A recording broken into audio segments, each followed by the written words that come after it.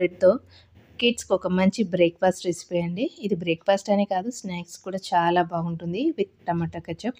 Breakfast తినను అని మొరాయించే పిల్లలకి ఈ విధంగా చేసి పెట్టండి. ముక్క కూడా వదిలిపెట్టకుండా తినేస్తారు. ఈ పిల్లలకేం కాదు కానీ పెద్దలకు కూడా చాలా బాగా ఇష్టపడతారు.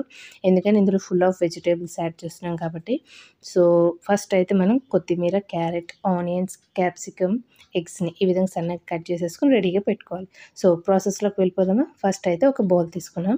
అందులో ఇక్కడైతే నేను 3 ఎగ్స్‌ని యాడ్ చేసుకుంటున్నాను. యాడ్ చేసుకున్న తర్వాత రుచికి సరిపోయేంత ఉప్పు, స్పైసీకి తగ్గట్టుగా కారం. పిల్లలు ఎంత తింటే మీరు అంత యాడ్ చేసుకోండి. తర్వాత సన్నగా కట్ చేసి పెట్టిన క్యాప్సికమ్, అదేవిధంగా సన్నగా కట్ చేసుకున్న ఉల్లిపాయ ముక్కలు.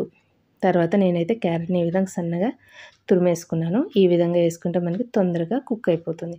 తర్వాత కొత్తిమీరను కూడా సన్నగా కట్ చేసేసి పెట్టుకొని, మనం వేసుకున్న అన్ని ముక్కలన్నిటిని కూడా ఈ విధంగా చక్కగా మిక్స్ చేసుకొని పెట్టుకోవాలి. తర్వాత ప్యాన్ వేడైన తర్వాత 1 టేబుల్ స్పూన్ నేనైతే నెయ్యి వేసి ఇక్కడ కాలుస్తున్నాను. మీకు కావాలంటే బటర్ అయినా యాడ్ చేసుకోవచ్చు. ఇక్కడైతే మనం బ్రెడ్ స్లైస్‌ని ఈ విధంగా పెట్టుకొని, మనం ప్రిపేర్ చేసుకున్న మిశ్రమాన్ని ఇట్లా ఫిల్ చేసుకొని 1 మినిట్ కుక్ చేసుకోవాలి.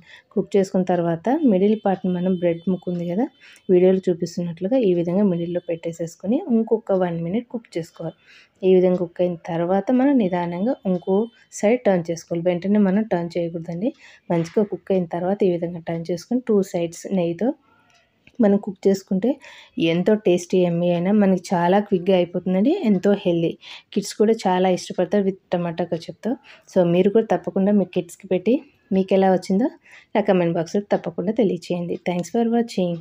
Bye bye.